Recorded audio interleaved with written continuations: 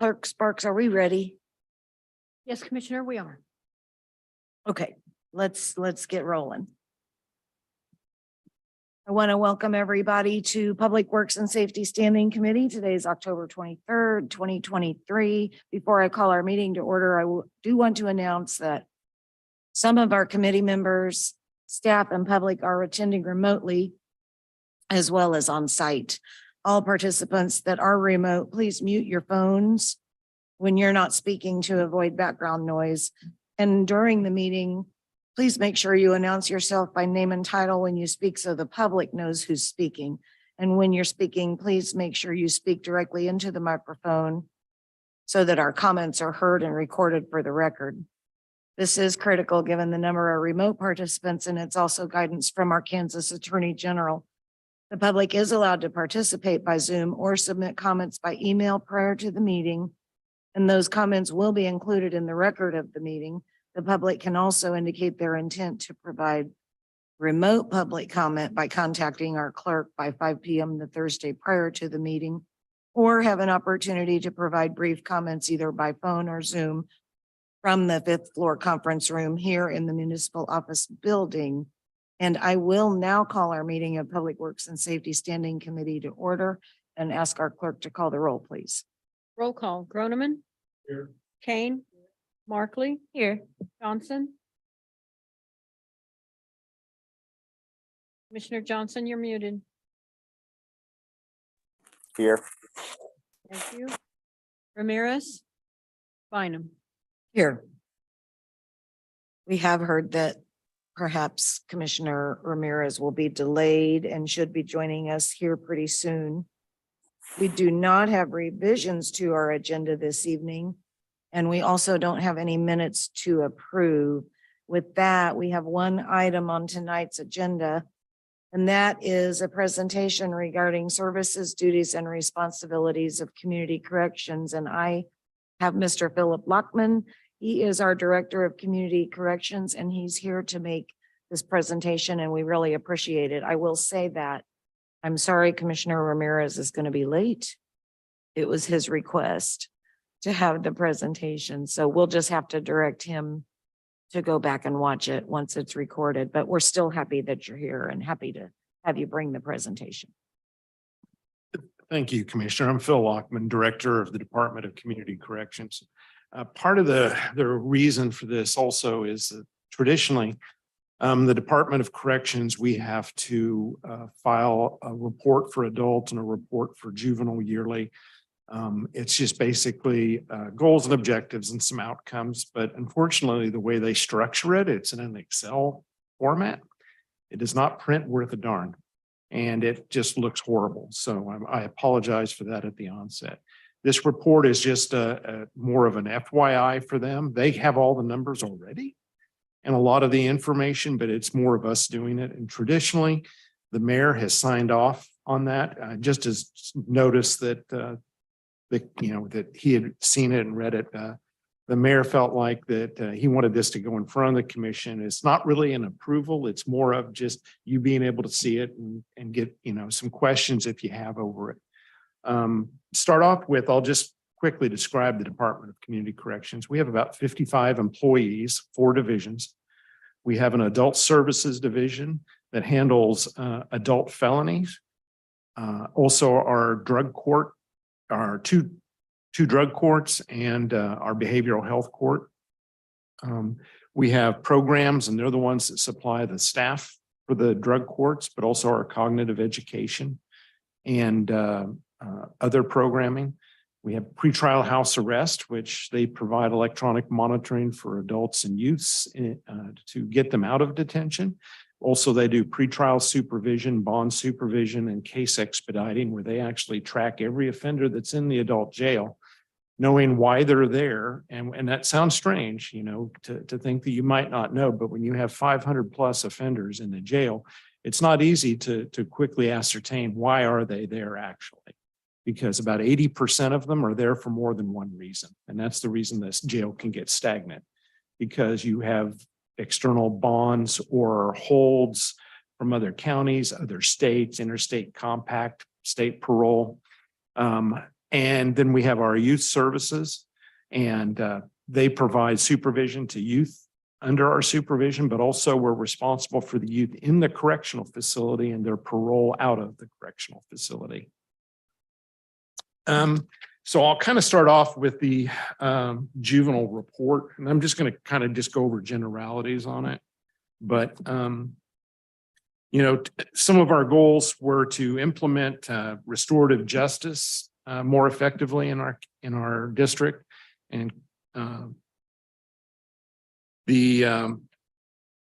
that service is actually involves working with the youth, their family, and the community to try to get better outcomes than just a judge or a probation officer working with that youth. It's a process, usually involves mediation, sometimes between parent and youth, sometimes between the youth and the victim.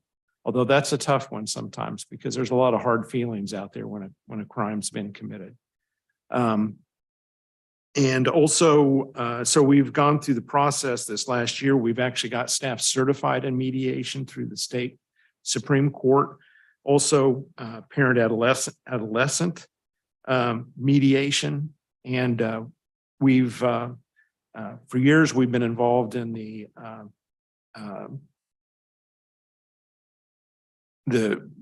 reduction of the number of youth in our holding or our detention center. And part of that was through the Juvenile Detention Alternatives Initiative, where we work with kids and families to keep them out of there. But if they get in, to try to get those ones that are low risk out so they can get to services and start working with the families prior to going to court. And that's one of the big parts of this that we've implemented is that we work when a youth gets into detention, one of our staff members is over there that day or the next day, and they're about the first person that the kid sees from outside of the detention center. And we work with them, trying to apprise them, especially what's going to happen to them. What's the process? We get paperwork going faster, especially if they need an attorney appointed for them and other things. So that paperwork's all done before they see the judge the next day, which really expedites the process. Because for whatever reason, every kid that goes into detention is going to get out. And if they're going to get out, let's get them out as fast as we can. And it saves the county money, but it also gives us the ability to work with that family and kid and hopefully get a better outcome for them. And I'm talking about low risk kids here. I'm not talking about high risk, dangerous kids or the high risk adults. We've also implemented a violation review roundtable, is what we're calling it. We've done it on the adult side for probably 15 years, but it's a step in between, a probation officer just filing a probation violation and the kid going to court and then going to place, to a correctional facility or to wherever.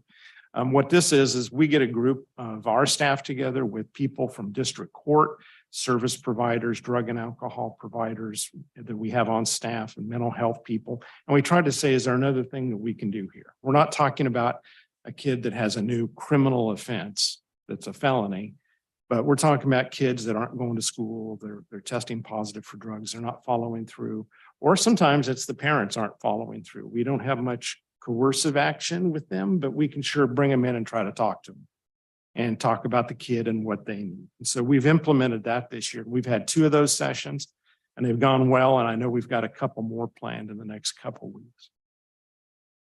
The other thing that we're always working on is trying to improve outcomes. With the youth, it's a little harder because quite honestly, 10 years ago, 12 years ago, I had about 450 kids to keep track of. Well, that number's down to about 100 now.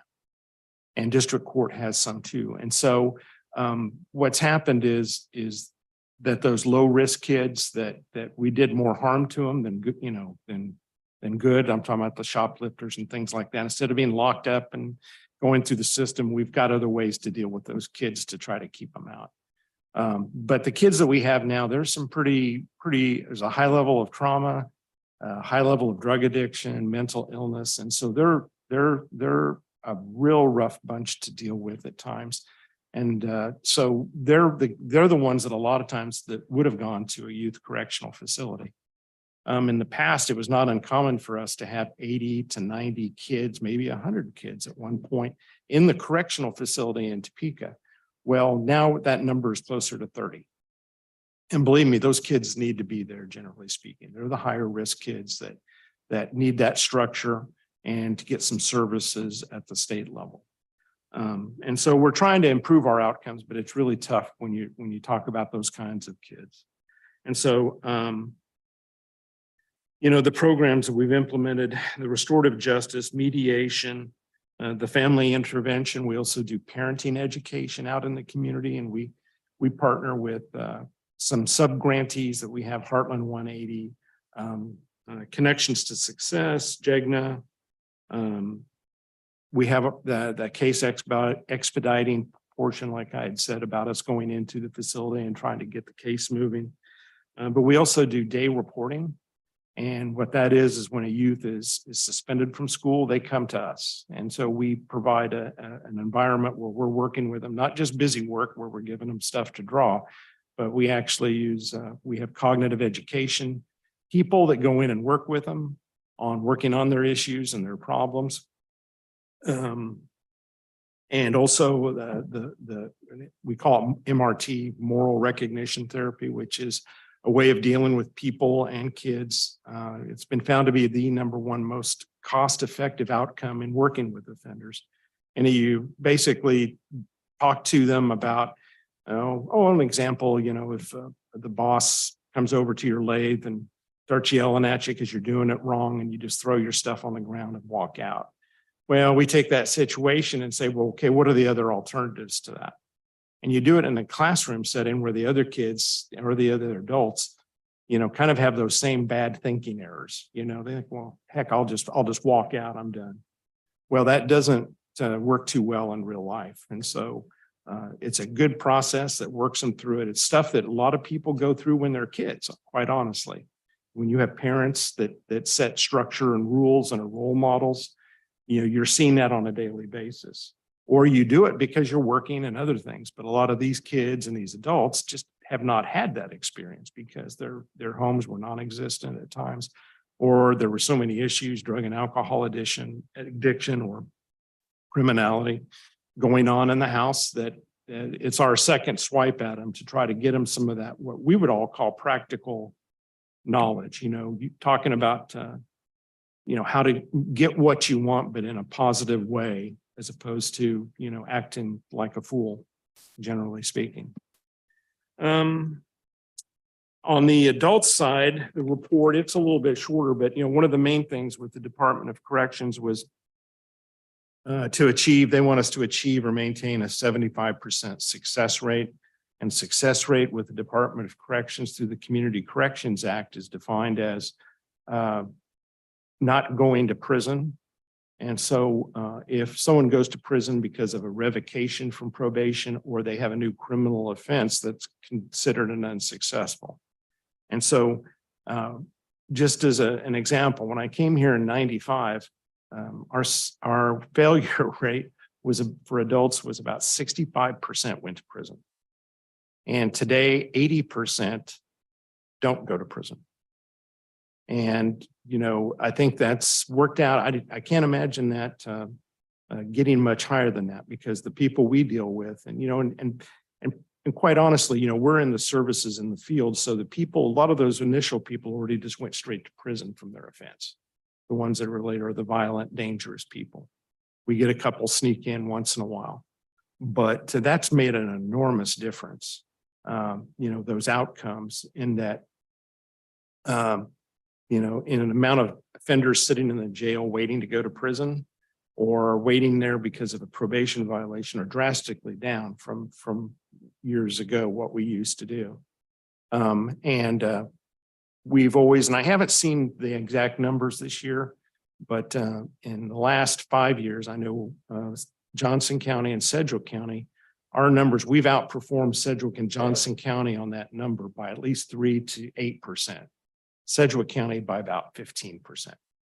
And that's pretty good when you look at the amount of money that Sedgwick and Johnson, personally inject into the correction system. They have residential facilities that they pay for and things like that. Plus our revocation from a new offense is about 6% of our failures, 6% commit a new crime. And theirs are significantly higher, anywhere from 8 to 10 to 12%. So I think we fare pretty good on that. And so we've continued through that. The other issue we had prior that we had to deal with in this report was the number of referrals going to our drug courts. We have 2 drug courts and 1 behavioral health court, and they were down for quite a while, but a lot of that was the result of COVID and staffing issues. We had, at one point during COVID, I think we had 5 adult officers, and today I have 11. That makes a big difference when you're just trying to survive and stay above water to be able to get the other stuff done.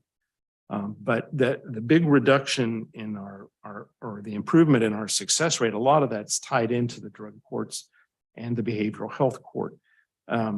We have 2 drug courts going now, and we have 2 probation officers. And this year we were able to convert another position to a probation officer because we have, about 15, we're about 15, 18 above what we should be. So we're going to have 3 full-time courts going, which I think is pretty significant. And the behavioral health court. The thing to know though about our drug courts is that we're a little different animal. Most, probably 85 to 90% of all drug courts are predispositional. They're prior to you being sentenced, they're diversion oriented. You're arrested, you come in, you do these things, you go through this, then we'll release you and you won't have that conviction. Well, our drug courts and behavioral health court are 100% post-conviction. So 100% of these adults would have gone to prison if it were not for this program. And it's voluntary because, that they know that it is harder than regular probation, but hopefully the people that make that decision have done it because they know they want some help. And I think that's a big part of why we're getting through it. We're getting them later in the game. They're older and they're a little bit tired. And, they're ready at that point to get some help. So that's made a big difference in the amount of failures we have through our service. Plus, we've implemented the moral recognition therapy. We're going through trainings here soon over motivational interviewing. We do that a lot, and that's just basically the same thing most cops use or therapists. And it's basically when you're talking to people and interviewing them, it's a way to elaborate information from them in a better way that you get more of the complete picture of what's really going on instead of jumping all over them and getting in the middle of their stuff. It's a way to ask questions so that you can actually find out more than they normally would have ever told you. And that's important to us because we use risk instruments both in the adults and the juvenile side. They give us a numerical score, which has made a big difference in our outcomes as well, so that we can score people low, middle, high, middle, and then high risk. And we know who to focus our attention on, which is the people in the middle. And I think that's played into our success rate too. Are there any questions about anything? I have some questions Sure. and probably some comments.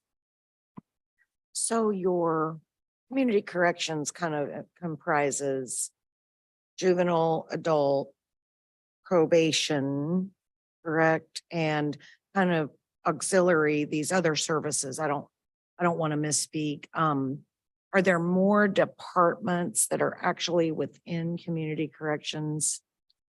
Phil Lockman, Community Corrections.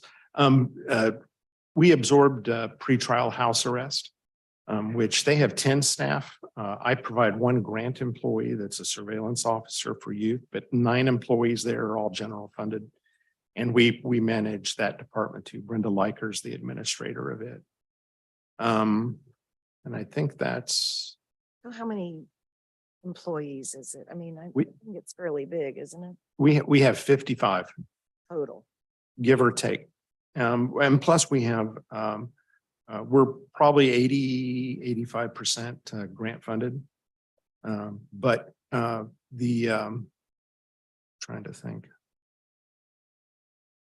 and we have contracts with service providers that have come in on site. We have drug and alcohol treatment on site, mental health staff liaison that's on staff, and we pay those contracts through third-party providers. So when you say 85% grant funded, are those grants coming to you primarily through the state? Yes, Phil Lockman Community Corrections. Yes, the only grants we receive at this time are through the Department of Corrections. And when I say the word grant, I'm kind of using that loosely. Community Corrections, we've been in this county for over 45 years in adult and juvenile. It's by statute, we have to exist. Community Corrections has to exist for adult and juveniles in every judicial district. And so our granting process and what part of this paperwork is really not like a normal grant process, in that we're competing against everyone else. If anyone, we're competing against the legislature at times, because they determine the funding level. And then that's distributed amongst the 30 districts. And we did receive 2 years ago, we got almost 900,000 addition, and we were able to bring our employees up pay level to comparable to the rest of the state. And since then, we only have right now about 5 openings. And, and all of our staff, out of the 55, 50 have bachelor's or master's degrees. And even we have 2 administrative assistants. Both have master's degrees. And so we tend to get a higher education group. So part of the reason I'm asking is because I think it's really interesting. Like, for example, your entire department, 85% grant funded, yet that's money that's flowing to you from the Department of Corrections, and you are doing state mandated work. Which I feel like a lot of the county side operations in our unified government are similar, by way of the things they are doing are mandated by state law. And, such as the administration of the jail, or the work of the district attorney, or the work of the election commissioner, or even in the motor vehicle office. Those are all functions where the state says the county shall. Yeah. And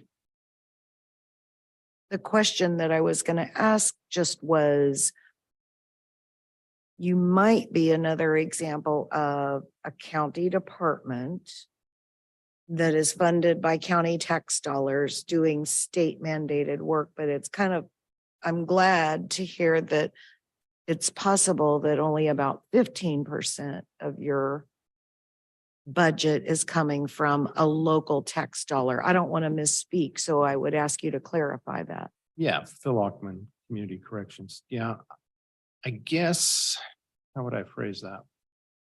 The things that we're using drug and alcohol, weed tax, and general fund money for. General fund money pays for those 9 positions in pretrial, which coexisted with us before we supervised them. And the main point of that is that they're reducing jail population every day. They have about 400 people under supervision, and they're getting people out day and night. And so that's really kind of a cost savings there. We receive money for our behavioral health court for a probation officer and a supervisor. And then our staff that runs the drug courts, and the state does not mandate that we do behavioral specialty courts. And so that's the money that we're using locally for those, and for pretrial, that's coming out of the general fund. But there are also, there are statutes, and I just offhand, that talks about, the Community Corrections Act came into effect about the time of court unification in the mid-70s. Prior to that, every judge, court reporter, probation officer were paid by the county. They were supervised. The county provided all of the office space, training, and everything for it. When courts unified in the 70s, the Office of Judicial Administration was created at the state level, and took over the personnel costs, but the counties remained as to paying the office space for those court services employees and judges, all their travel, training, their office space, court space. And so that was kind of, they were trying to split the baby. And that was kind of what they came up with. But in our case, the county money that we're doing isn't necessarily being done to provide the things that we're required to do. It's more the things that if we didn't have it, we wouldn't be able to do. And that's those specialty courts are the big things. And those are paying dividends for us. So Yes, yes. And it all goes, and that's, our number one thing is public safety. I know people can hear me talk about what we do and you think we're all just, huggy and give everybody, make everybody feel good, but that's not the case. Our number one priority is public safety.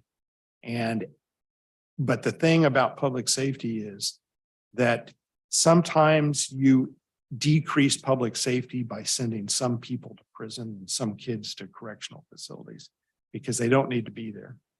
And you make things worse for them. Even in detention, a lot of studies, like you take those low risk shoplifters and kids like that, and you put them in detention, you reinforce that belief with them that, hey, I'm a criminal. And there's already that belief out in the community because there's some families that just have that family trajectory and the history of, uncle went to prison, dad went to prison. It's not a big deal. And I think that's what over the last few years we've been able to break with us. And and there hasn't been a massive crime influx, with kids being hauled into detention. And so I think that's, it's really by what we do, we improve public safety. And and if we know someone's out there and they're high risk, we're watching them and, we drop on them like a sack of potatoes if something's going wrong. And we work with the judges really closely. But I think that overall, that what we do really benefits the community a lot. And especially even because we're using that money, especially on the juvenile side, we do what's called the parenting project.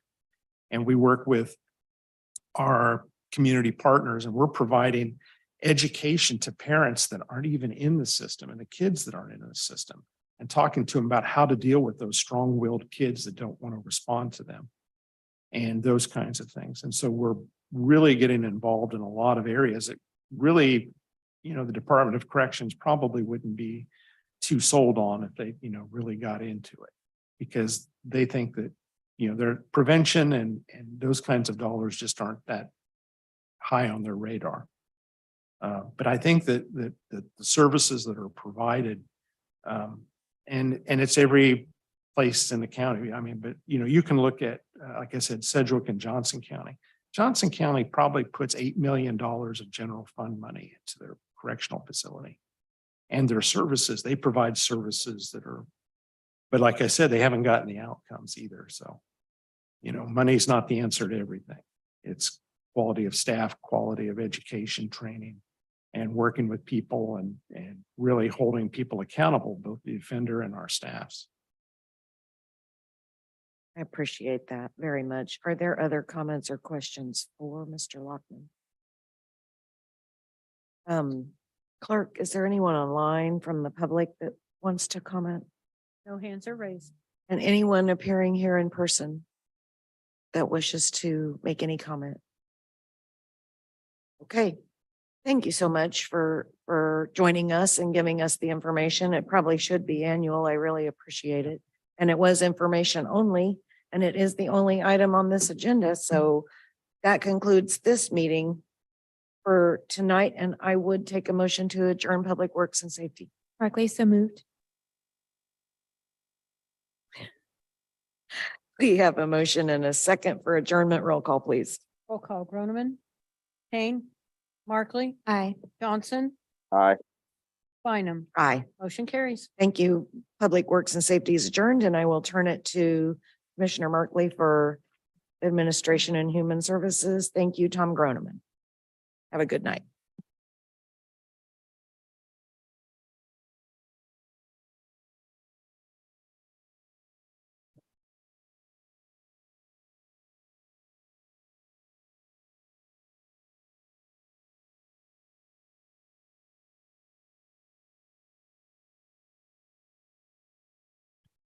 Like we're doing a legal swap over here. All right, team. I'll just note for the clerk that Commissioner Ramirez did indicate he will not be here this evening, so not waiting on him. We're gonna just kick it right off. Before I call this meeting to order, I want to announce that some committee members, staff, and the public are attending remotely via Zoom as well as on site. All participants joining by phone should mute their phones when not speaking to avoid background noise.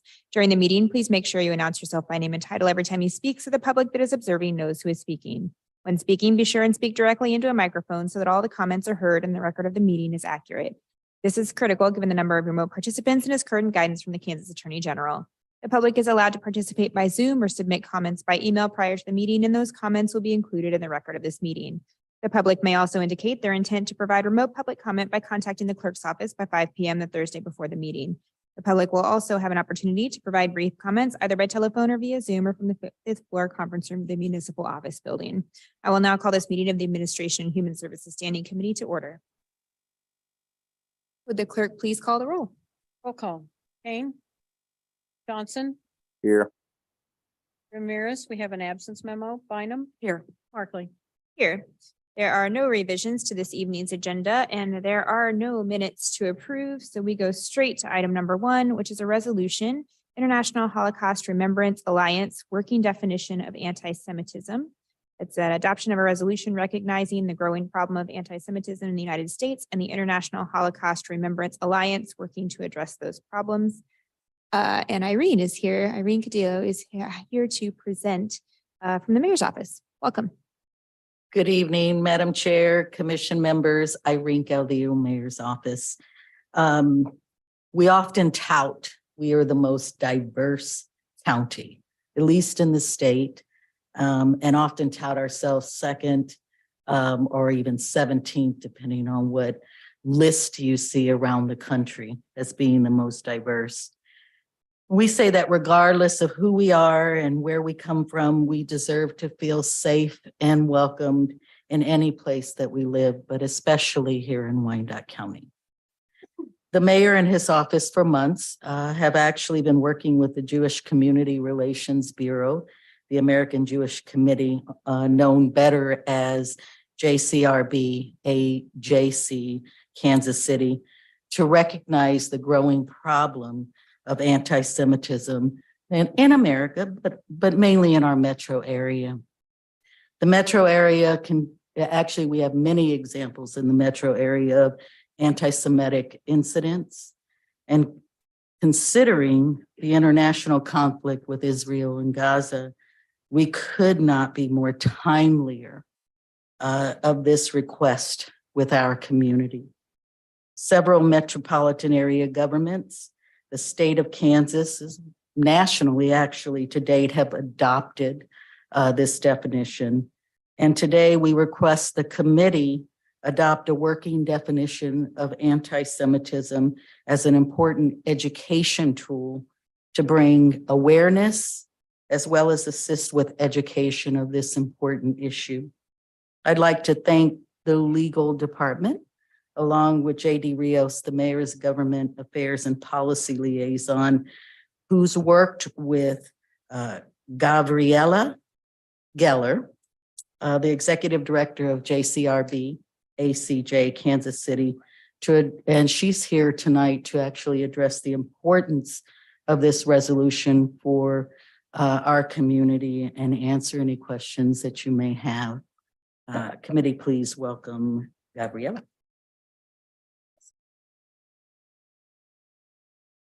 Thank you so much, Irene, and to all of the colleagues who have worked to draft this resolution. As was said, this is something that we've been working on all year. And 2 weeks ago, I'm sorry, I would have stood up here and said, let me explain to you why anti-Semitism is such a problem. Let me explain to you that since 2015, in the United States, anti-Semitism has risen by 400%. That between 2021 and 2022, it rose by 36% in what was already the highest year ever on record in the United States.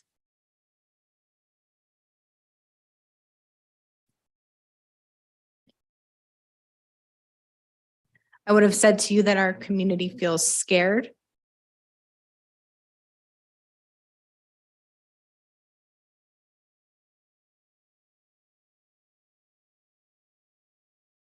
I would have said to you that 1 in 4 Jews has been the victim of anti-Semitism in the past year in America. I would have said to you that 40% of American Jews have changed their behavior out of fear of anti-Semitism over the past year.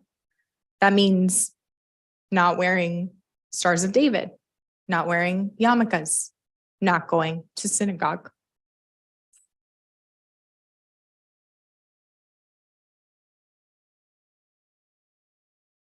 I'm having a hard day. I'm having a hard day pulling it together. And I'll be honest with you, because I'm a leader in this community and it is my job to educate people and to stand up for my community. I have never been so scared as I am today to be Jewish in America.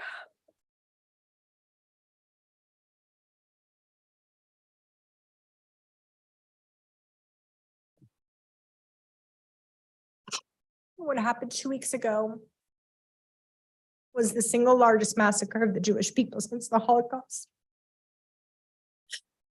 In May of 2021, when Israel was at its last war with Gaza, we saw an 80% increase in anti-Semitism in the United States during that 2 weeks.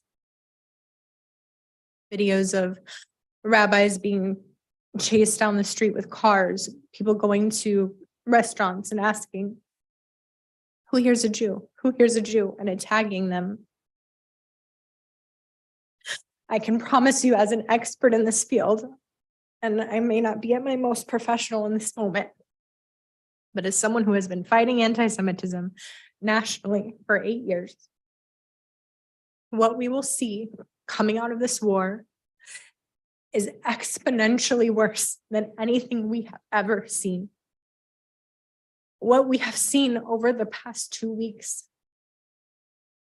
something that has not been seen for decades in this community, has not been felt by most members of my community, save those in their 90s, in their entire lifetime. And so while we as an organization have been sounding the alarm for years, and I appreciate Irene and I appreciate the mayor and I appreciate this government and the city leadership for taking up our cause well before 2 weeks ago.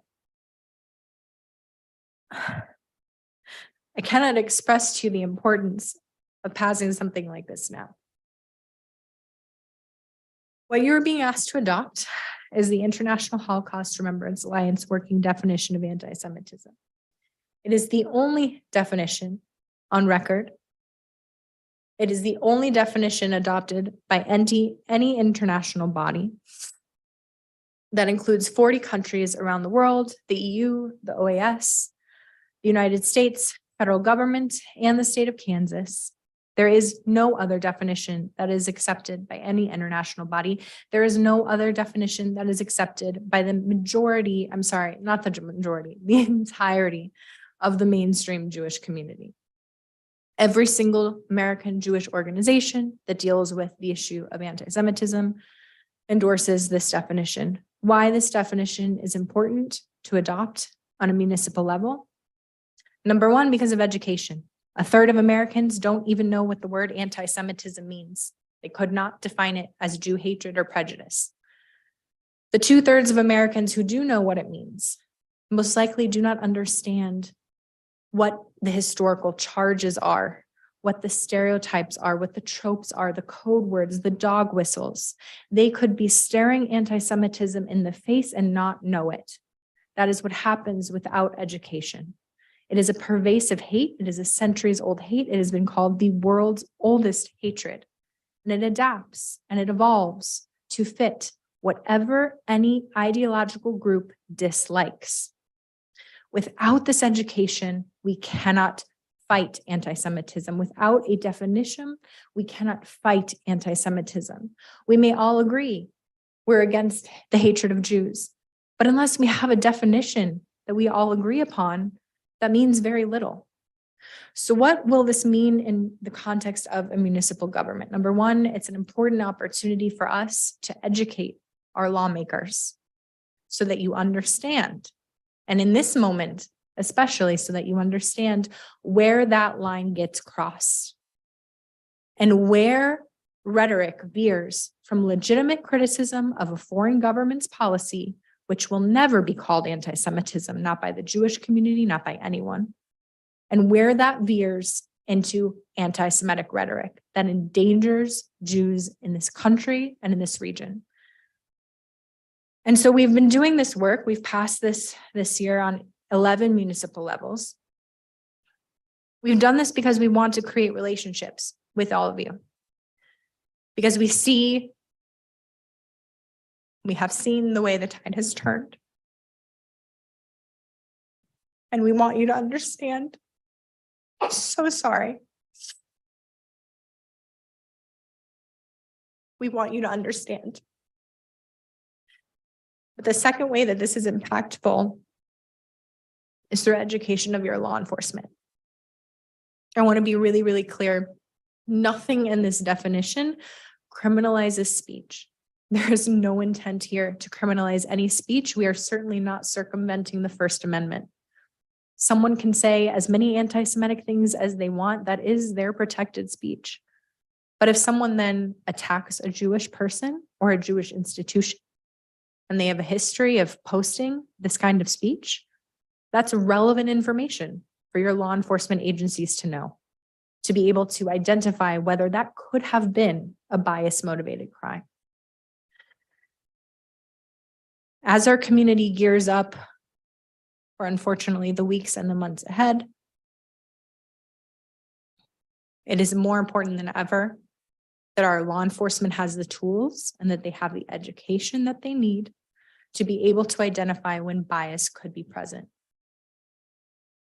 I appreciate all of the work on behalf of this government to make a strong statement in support of the Jewish community and what we're facing at this time, which is a significantly different landscape than it was when we were working on this in the months past.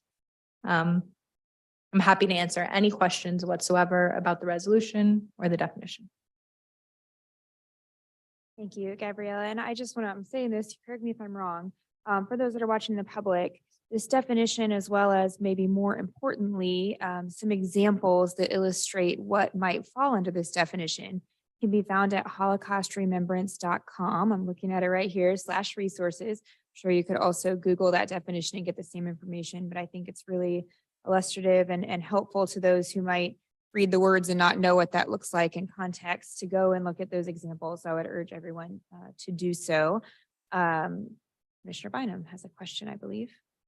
Thank you. I was just going to ask, since I forgot my laptop today, so I don't have any of this in front of me tonight.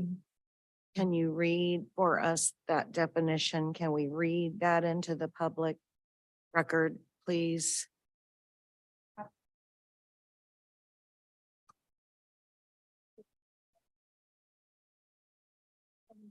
Very quickly. And I'm happy to do so.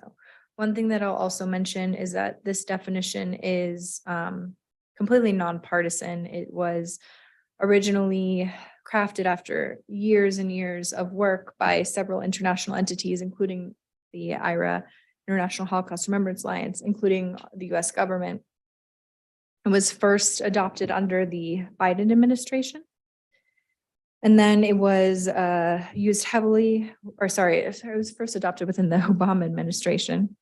It was then used heavily within the Trump administration and is now used again in the Biden administration. And so this is not a definition that should be perceived to be in any way partisan. The initial text of the definition reads, anti-Semitism is a certain perception of Jews, which may be expressed as hatred towards Jews. This is important because it expresses that while some people may intend to hate Jews, many others may be perpetuating anti-Semitism inadvertently through their perceptions and prejudices towards Jewish people. I'll quote again. Rhetorical and physical manifestations of anti-Semitism are directed towards Jewish or non-Jewish individuals and their property, towards Jewish community institutions and religious facilities. To guide IRA in its work, the following examples may serve as illustrations. Manifestations might include the targeting of the state of Israel, conceived as a Jewish collectivity. However, criticism of Israel, similar to that leveled against any other country, cannot be regarded as anti-Semitic. Anti-Semitism frequently charges Jews with conspiring to harm humanity and is often used to blame Jews for why things go wrong. It is expressed in speech, writing, visual forms, and action, and employs sinister stereotypes and negative character traits. Contemporary examples of anti-Semitism in public life, the media, schools, the workplace, and the religious sphere could, taking into account the overall context, include, but are not limited to, number one, calling for, aiding, or justifying the killing or harming of Jews in the name of a radical ideology or an extremist view of religion.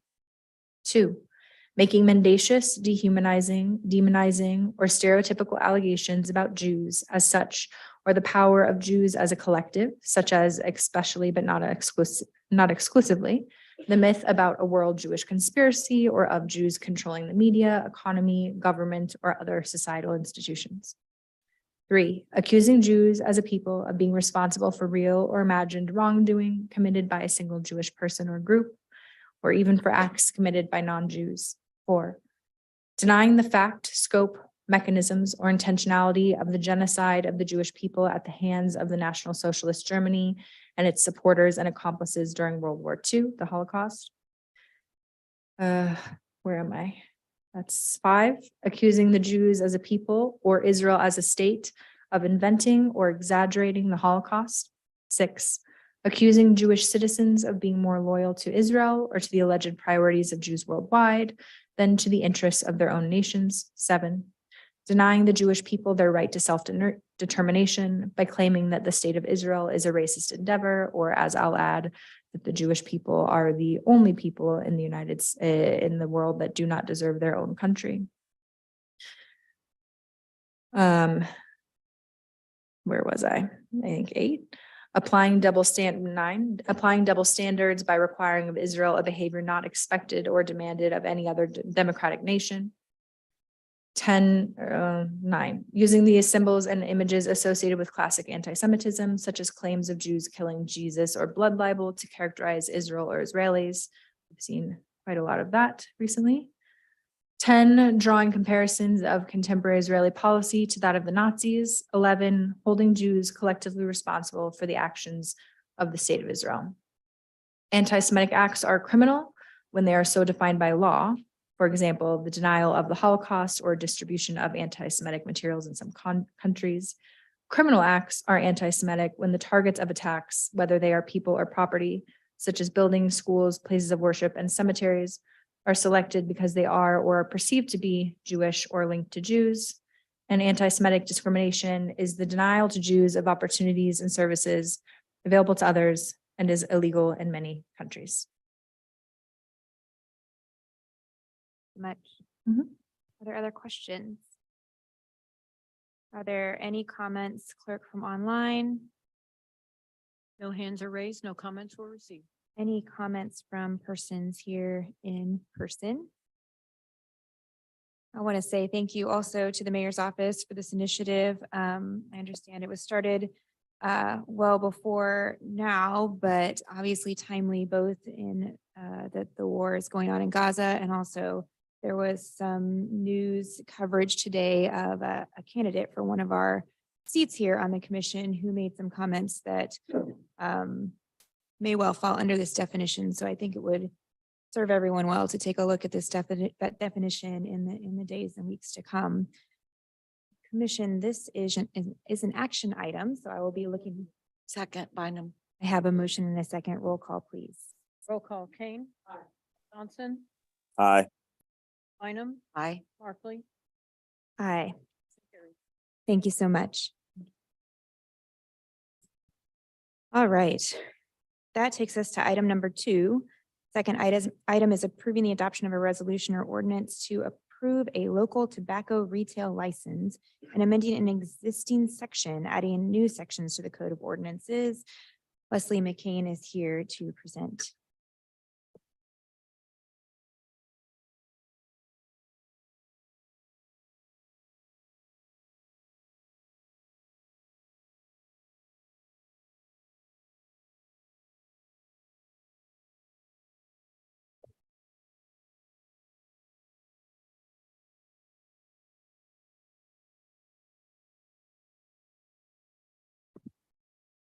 Evening.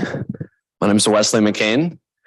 I manage fundraising and our public policy engagement at the Public Health Department. Joined here by our tobacco coordinator, Uzo, our policy analyst, Dustin, and very pleased to be joined back here by Carrie Rinker from the American Heart Association, who's been helping us a lot on this issue. Here to talk about a tobacco retail license here in the county. I think I'm a little hot. At the health department, very concerned with youth tobacco use and particularly youth vaping. And this is an evidence-based practice that they have been working on for a while now. I think Ms. Rinker has met with probably most of the commission on this. And so very pleased to finally have gotten here to present this to you. So I'm just here for the introductions, and then I'll be in the back in case there are any questions for me, but I'll invite Ms. Rinker to come up here and we will begin the presentation.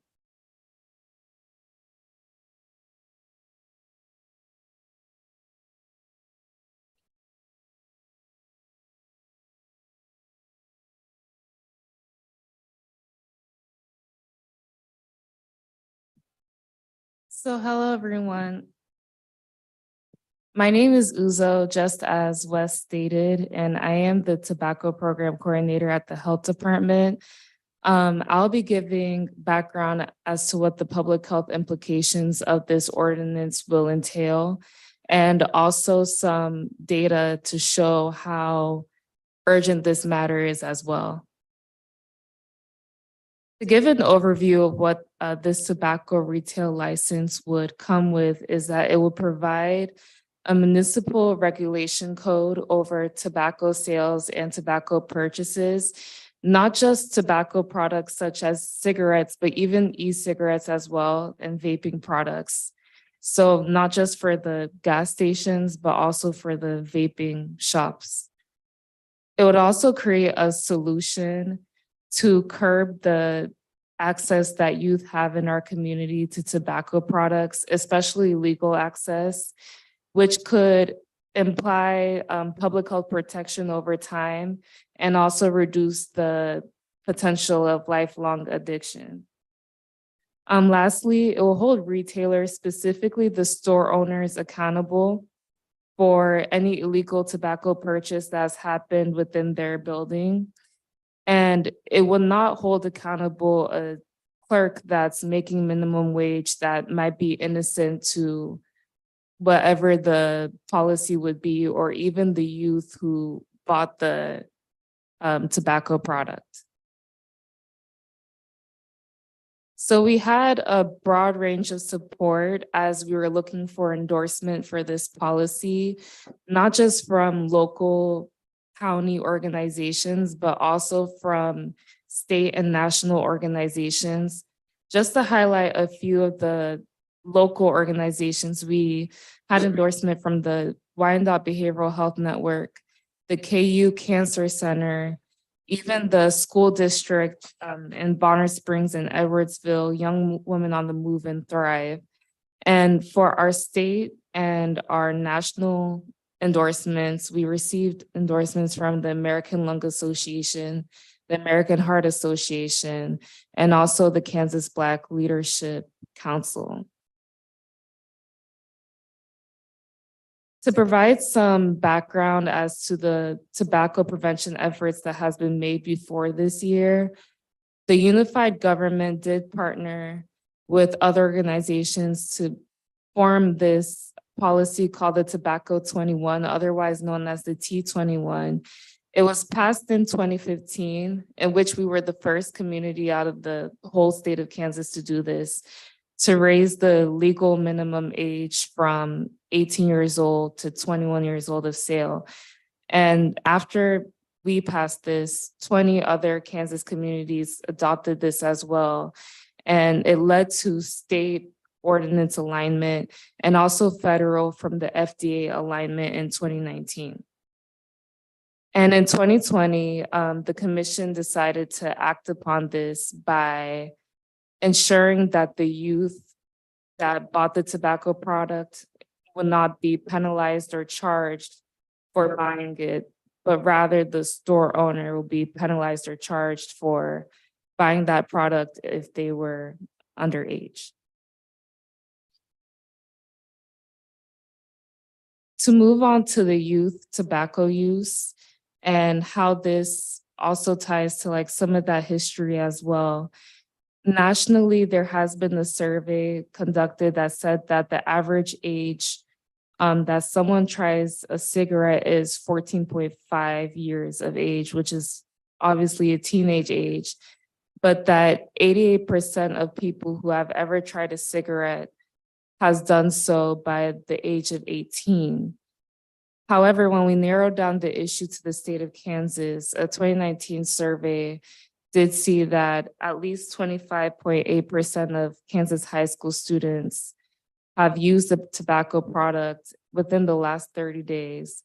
But in 2022, a Kansas Communities That Care survey conducted a survey on vape usage and also vape access.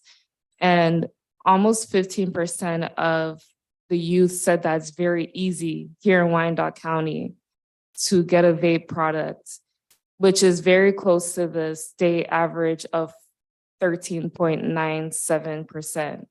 And though the state average and the county average seem very similar, it's still highly alarming to me that our youth can say it's very easy to get a vape illegally and that it's accessible to them, and that also a lot of these places can be found near where they live or where they go to school.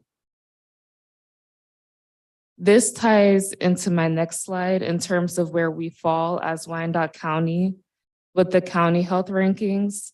So currently, especially in terms of health factors, we rank the lowest compared to all the counties in the state of Kansas. Similarly to 2020 and 2021, we were also the lowest with health outcomes, but currently we're the second to lowest in health outcomes according to the Robert Wood Johnson Foundation report. I would also like to note that tobacco use is one of the preventable leading causes that causes us to be in this place, in one of the lowest places in terms of county health rankings. But also to give some medical background, tobacco use can cause cancer, mainly lung cancer, COPD, chronic heart disease, even a new emerging lung disease called EVALI, which is mainly derived from vaping and can be found in teenagers. I would like to give some personal context about this. So there was one lady, one of our Wyandotte community residents, who emailed the Kansas Department of Health and Environment saying that her daughter nearly died of vaping and that illegal sales are happening. Why is nothing being done? So I decided to reach out to her and we went out for coffee. And she basically explained to me how there was only one doctor in the KC region that they found that could diagnose her condition properly and found that was EVALI. But yes, she nearly died. And I believe that she was 16 years old as we were having this conversation. But it was even more alarming to me that the fact that youth have access to these products and that some youth don't even know what's going on. However, there's more research being done, especially concerning that EVALI lung disease. But if we go to the diagram that's on the right, basically all the factors listed are social determinants of health. And tobacco use falls under health behaviors, but tobacco use contributes to 10% of health behaviors, in which health behaviors contributes to 30% of the health outcomes that leads to the level of length of life or quality of life that we would see. And 10% is on average close to the unemployment rate within Wyandotte County. So tobacco use is very impactful to even the quality of life that we see within our residents. So that's all I have. I'll pass it on to Carrie to carry on with the rest of the presentation. Good evening. Thank you, Chair Markley and commissioners and legal staff that we've worked with, mayor staff to get this heard on the agenda tonight. And of course, Commissioner Assistant Administrator House, rather thankful for all the work that's been done to even get to this point to discuss this. So on this slide are some of the provisions that are included within this this tobacco retail license, and they are elements that we consider meaningful and necessary to have a good comprehensive ordinance or resolution rather. So establishing a comprehensive list of all retailers in the community, in some district, in some other cities in which I've worked, they've even been able to separate those into commission districts or council districts so that the actual impact, of violations, number of retailers, et cetera, can be seen through that lens as well. So that's something that may be considered, that additional detail. But even knowing where they are is half the battle. Funding public health enforcement of tobacco sales regulations at no cost to the taxpayer. This is not just a smart fiscal policy for a community, but it is a sustainable policy for a program. And I know you'll, likely hear also about the budget, that the intention that was put behind it to make sure that the fee is enough to fully fund this and sustain it. The third item there, preventing illegal sales of nicotine and products to those under 21. That is the heart of the matter here. We do not wish to punish, we're only punishing those that are breaking the law, right? So that's the heart of the policy, is to prevent these illegal sales. And then number 4, provide weight to current laws by imposing a threat of suspension for repeated violations. And that's a timely, unnecessary element. Also, there's recently been a report that came out from the Office of Inspector General in the United States that said that for egregious violators, the FDA can bar the sale of tobacco products. But according to that office, only 204 stores across the entire United States. And when you think of how many places selling e-cigarettes, convenience stores, et cetera, like how small that number is, it's actually 1% of the entire sales across the nation. Only 1% of them ever are suspended or repealed, for egregious violations. And the report says, and I quote, responding effectively to serial violators remains a challenge for the FDA. So this is really common sense policy at the local level that can help support federal and state efforts, which are falling behind. Reducing productivity loss, public and private health insurance costs related to illness and death. A healthy workforce is a workforce that is not using tobacco, and tobacco use does contribute to productivity loss for a business.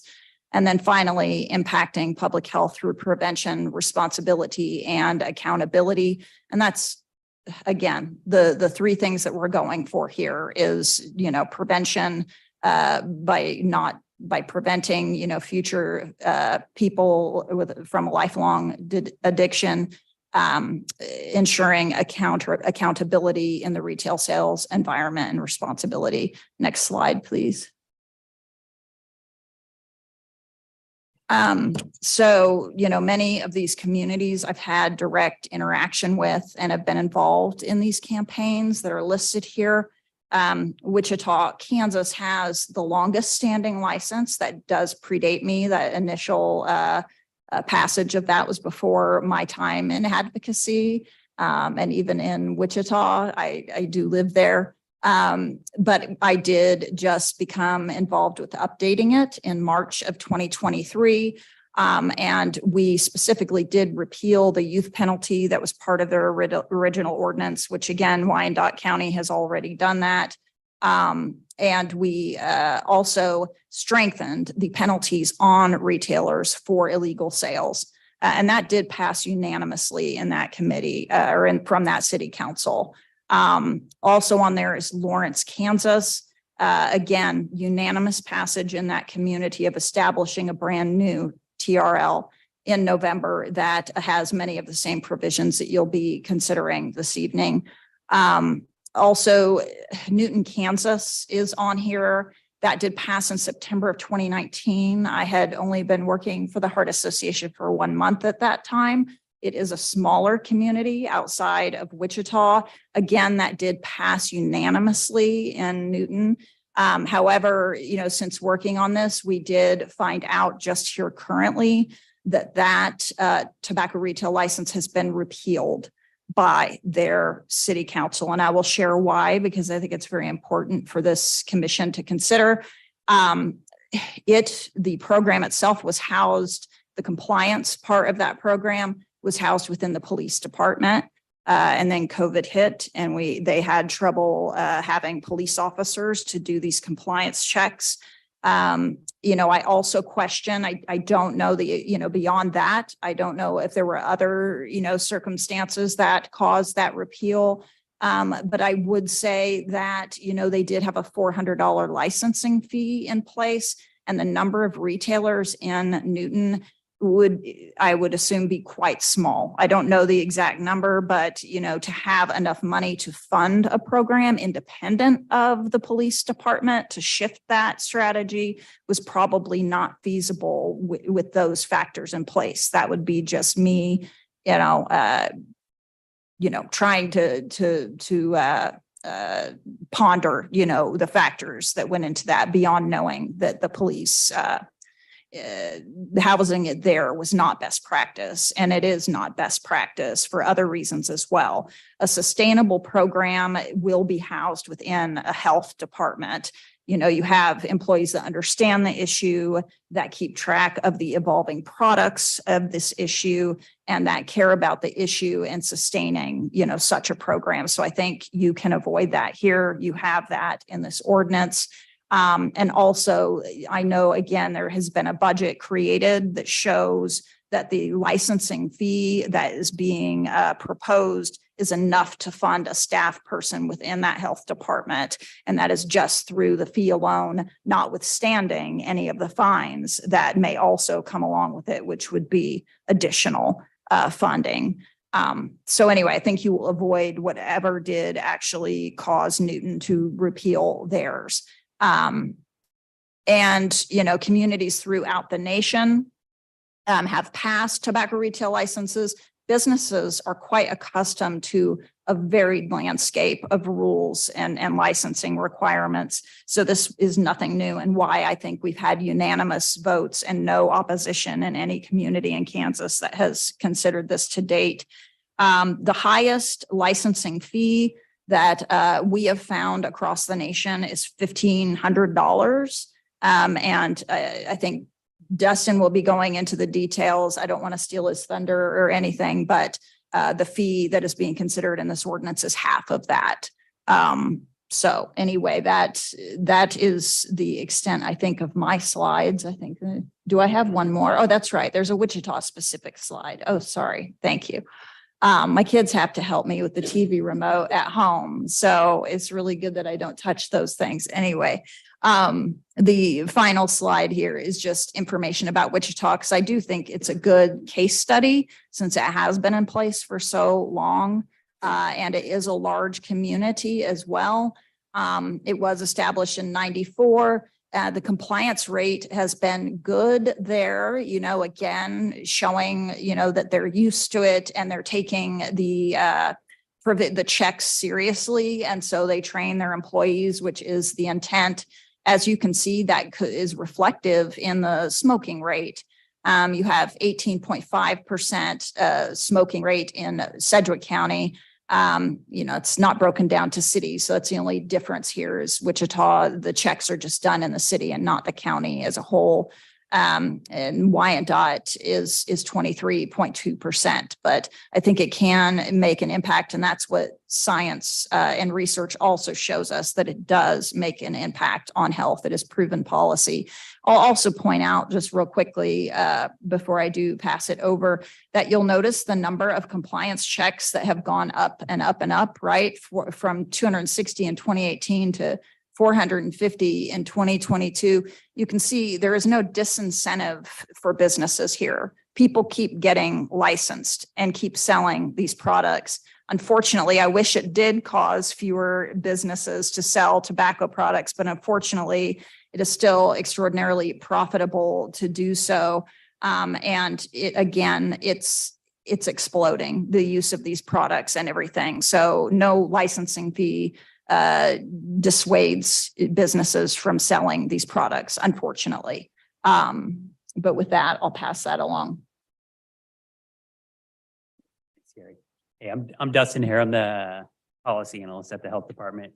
Uzo talked about the health factors involved with smoking and the fact that kids are often starting in their mid-teens. I'm going to dive into what's actually in the ordinance. And obviously the gist of it here is that we want to establish a tobacco retail license, right? Which we're doing by amending section 17-8 of the municipal code. But we've also covered a lot of the details of the program within the ordinance. So we've spelled those out, and I'm sorry, I shouldn't say ordinance, it's a resolution, I believe. So some of the things that we've covered are things like, how do retailers apply for an ordinance? How much does the license cost? This is going to be a new law. What does the enforcement look like? What happens when a retailer is found to be non-compliant? Those sort of things. So first I'll jump into the compliance side of things. What will the enforcement look like? First of all, if this is approved, it will live within the health department is what we're proposing. We'd be hiring personnel to administer the program, to oversee the licensing, to oversee the compliance. Each tobacco retailer in Wyandotte County will be subject to at least one compliance check per year. We'll be working with youth age 18 to 20 to assist with those compliance checks. So our coordinator will go out with the underage buyer, and they'll literally just try to buy a tobacco product from the retailer. That's how that'll work. And then any retailer who fails one of these compliance checks will be subject to a follow-up compliance check within 6 months of the initial violation. So what does it look like if they're found to be out of compliance? For the first violation, it's a fine of $500. For a second violation, it's a fine of, within a 36-month period of that first violation, it's a fine of $750. And then we would suspend the license for 10 days as well. For the third violation within that 36 period, we're looking at a fine of $1,000 plus a 30-day license suspension. And then for a fourth violation within that 36-month period, we would actually revoke the license for a 2-year period and assess a fine of $1,250. Let's see here. I also want to note that as has already been mentioned, the health department did work with this commission in 2020 to amend the purchase, use, and possession laws. And that made it so that underage tobacco users and low-wage clerks are not penalized, but rather the business owners who are selling these tobacco products are the only ones being assessed any fines. Now we'll look at the annual fee. This is actually no longer $1,000. I thought we had gotten this slide updated. We've been having discussions about this number for a long time. And we're actually proposing an annual license fee of $600. We looked at how many tobacco retailers there are in Wyandotte County, and there are 155, by the way. And the dollar fee of $600 would allow us to have this program be self-sustaining. So this will allow us to hire personnel to administer the program. It'll allow us to pay our youth buyers so that we're not having to find volunteers. That'll make sure that we're able to keep it going. We'll be able to find people. And it will also allow us to produce educational materials for our retailers. And all this without asking for any funds out of the UG's budget. So that's how we landed on the $600 fee. Clarifying language. If you look closely at the proposed resolution, you'll see we're adding quite a few definitions into the municipal code. We wanted to add these so that retailers, as well as the UG, aren't operating in any sort of gray areas. So we have signage. It just specifies where the signage should be located. That's not currently in the municipal code. It should be, we're adding it in. It should be 6 feet from the point of sale. We're also it also says that you have to be 21 to purchase tobacco. Like I said, that's not in the code. It should be. So we're adding that for samples. We're just adding language that says retailers can't provide tobacco samples under any circumstance. For age verification, this will just say that a retailer must examine a government issued photo ID before to verify age. Again, not currently in code, should be. So we're adding it. And then we're specifying that vending machines are subject to the same laws as any other tobacco retailer. And then we're also adding something that prohibits the sale of tobacco from like a truck, a van, a booth, or anything that is in a permanent retail location. And then finally, we did have a slide on our updated deck that talks about the implementation timeline. And that is, so obviously we're hoping to get the green light from the standing committee tonight. Then we'll need the blessing of the full commission. Once fully approved, we have to put together a job description, post the position, get someone hired. That new hire will then have to develop an application and other materials. They'll need to work with community partners to find our youth compliance folks. We'll need to work with all the retailers in the county to make sure they're aware of the change, so that they're able to apply for a license by next November. So right now we're looking at a go live date of January 1st of 2025. And we'll be able to start doing compliance immediately thereafter. So that's the end of our presentation. We're hoping for the support from the standing committee, and we'd be happy to answer whatever questions. Great, thank you. I will note, I just was thumbing through the packet here, and it does look like it is the $600 that is noted in the actual resolution in our packet team. So, doesn't say 1,000, it says 1,000 in the PowerPoint, but the accurate number is here in the resolution. So, as is my wont, I just want to kind of summarize here what we're looking at. And at its heart, this is a business licensing program, and the funding from that fee is meant to enforce our existing rule that you have to be 21 to buy tobacco products and education related to that. Correct? That's correct. And that fee is $600, not 1,000, just to clarify one more time for anybody who's watching the PowerPoint with us, correct? Correct. Okay. One question I would have, just because we talked a lot about Kansas communities in this, obviously Missouri is our neighbor. Do we have any information about Missouri communities, and is anyone doing something similar on that side of the state line? I can answer that if you'd like. Carrie Rinker, American Heart Association. Okay. They are preempted from tobacco retail licensing in the state of Missouri. They cannot have it at all. Yep. Yep.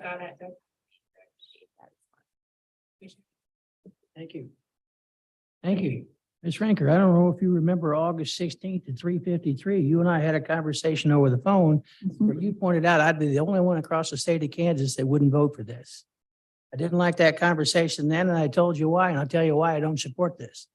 If you're 18 years old and you can die for our country, you ought to be able to smoke a cigarette. And my conversation was very frustrating with you. In fact, I got off the phone before I said something stupid. But if Missouri isn't doing it, and you're saying you showed 3 municipalities that are doing it. How many municipalities in the state of Kansas? There's a lot. So I will not support this at this time or any other time. And somebody my mom died of smoke-related cancer. That was her choice. Like the last thing I'm going to say, if you can serve our country and you can die for our country, you ought to be able to smoke a cigarette. Commissioner Bynum. I have some questions that are for clarity. So we have tobacco 21. So this is not about whether somebody can buy a cigarette or any tobacco product. Because we already instituted that law in 20. So someone 21 or older can buy tobacco in Wyandotte County. My understanding, this is related to prevention efforts, if you will. And I think the intent is that the prevention comes through enforcing a retail license such that the threat of the fine or the revocation keeps the retailer from selling to the underage person. Am I tracking with that? That's how we are doing prevention through this effort. Doesn't our health department? Yes, that is correct. We do have some data that shows that this has been very effective in other communities at reducing the rate of youth getting tobacco products. I don't have that available tonight, but I can get that to you. It's that not only access, but actual youth smoking.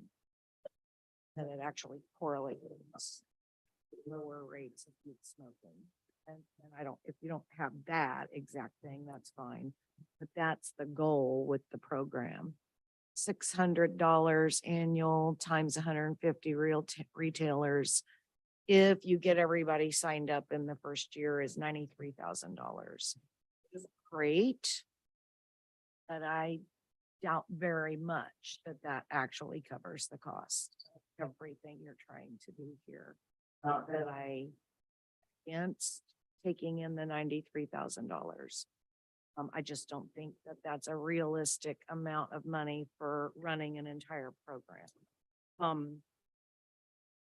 Question just for anyone, staff, legal, whoever, the packet that Clerk Sparks brought to me of the actual ordinance does not speak to the revocations. It only speaks to the penalties. But I heard you say that there are suspensions and revocations in the ordinance language. But that is not what I have. So I would want to make sure when we move something, if we move something forward, that a packet that went to the full commission would have exactly what it is that's being proposed. And maybe it's just in a section that I didn't see, but I'm looking at section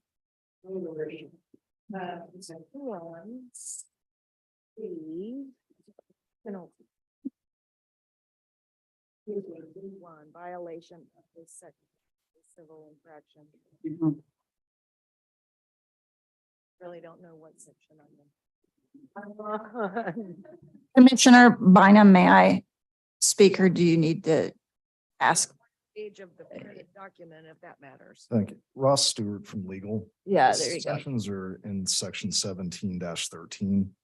So they're separate from D1 where that's just the fine amounts if you violate. Those are just the fines. Yep. And so we have the revocations and suspensions set out Here separate. it is. Thank you. Yeah, I just wanted to make sure that what you were sharing is what's actually contained in the language. So thank you for that. And just again, to clarify, the 1,000 that was on the cover sheet is not correct. I think you clarified that. It's 600 the first time, and for now, every time. As far as the license fee itself. Yes, that is correct. And then, I don't know how, I do see that it's spelled out in this earlier section that talks about the fines, that it does specify monies from the violations will be used to cover costs of this program. So I kind of appreciate that because I'm not so sure that within our other fines and fees programs, that those fines and fees are necessarily going back into those programs. Mhm. Go into the general fund, but Mhm. you're specifying here that these fines will fund this program. Ellen? Yes, that's correct. Anyway, I just had things that I wanted to make sure I understood and that I clarify, but I think the most important thing is that this has nothing to do with, that's not a fair statement.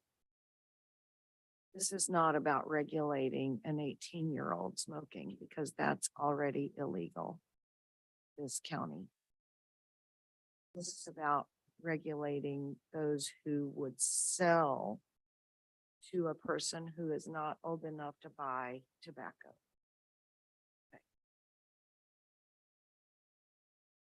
And may I also add something? Not only just tobacco, but also tobacco products, because the new formation is that vaping shops are not regulated. So that's why we also wanted to add that to this resolution as well. Thank you very much. All right, any other questions from commissioners? Not, I will ask the clerk if anyone online from the public wishes to make comment. No hands are raised. Is anyone here in person who would like to make comment? All right, I think there were a couple. come forward to the podium. State your name and city of residence for the record, and you'll be given up to 3 minutes to make your comments.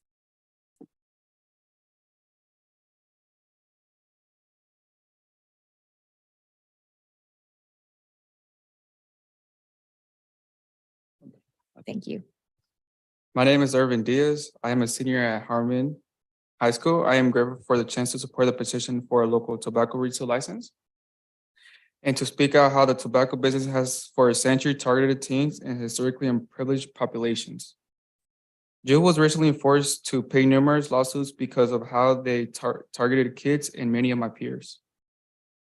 They have accomplished this by claiming to be safer than regular cigarettes, lying about how addictive their product is, employing young models in advertisements and promoting the product with appealing and flavorous visuals. Adults and minds are sensitive to taking excessive risks. It's a natural part of growing up. We make errors and learn from them. However, experiencing with tobacco and e-cigarettes can rapidly and easily lead to addiction, potentially for life. In Kansas, there are already 61,000 children who will die tragically as a result of smoking. The corporate tobacco business has made it all too simple for us to become addicted. Nicotine is highly addictive and dangerous chemical. It can cause an increase in blood pressure, heart rate, blood flow to the heart, and artery narrowing. Nicotine may also contribute to arterial wall hardening, which can lead to a heart attack. Depending on how frequently you smoke, this chemical can stay in your blood and in your body for 6 to 8 hours. There are also some withdrawal symptoms as with some addictive substances. Furthermore, some e-cigarettes and newer tobacco products contain more nicotine than traditional cigarettes. Withdrawal symptoms and the emotional strength required to break free from addiction becoming increasingly difficult as time passes. We can use lawsuits and settlements to protect young people from this cycle, but wouldn't it make more sense to hold retailers more accountable? 3 out of every 4 youth in the United States are now refused sales. So it seems like a logical place to start. I hope the committee will see fit to support a comprehensive licensing and compliance program that follows public health best practices for keeping youth safe and lethal tobacco, including vape products. Thank you for having me here. Thank you very much. And then I think we had another one. Same drill. Tell your name and city of residence for the record, and you'll have 3 minutes to speak. Of course. Thank you for having me. My name is Courtney Iderish from Lenoxa, Kansas. I am here tonight and I really appreciate the opportunity to share remarks in support of the establishment of the local TRL and compliance program. I'm a teacher at Harmon High School and a mom to twin teenagers. And so I feel like I have a personal and professional perspective when it comes to teenage youth and when it comes to e-vaping and tobacco products. Honestly, I'm very concerned about the mental and physical health of the students in my classes. And part of being a really good teacher is establishing really close relationships. This is how we get people to do the work for us, to learn better. And with that comes sharing lots of personal information. I see on a regular basis that the teachers in our districts do far more than just teach the content. And we see the kids struggling. It is not only are they hurting emotionally and physically, but they're turning to nicotine to help cope. And in reality, the statistics shows that it's actually causing and harming them even worse by increasing their anxiety and worsening their depression. I see firsthand how this impacts their schoolwork because they're missing class time. I have the same kids that go to the bathroom on a regular basis every single day because they need the nicotine. And they have these frequent breaks throughout their day, but not only that, they end up missing a lot of school. And what's even worse about this is that not all communities are impacted equally. We have LGBTQ communities, Black and multiracial students that are disproportionately being impacted. These products are highly addictive. And with one vape pen equaling the amount of 20 cigarettes, it is a problem. And what's even worse about it is that the students don't even realize that this is something that's harming them. All they think of it is strawberry or blueberry flavoring. And they truly don't believe that it is harming their bodies. And why would they? What I'm seeing is them having a desire to escape. They are using these substances because they have unresolved issues, and we need to really get to the root cause of this.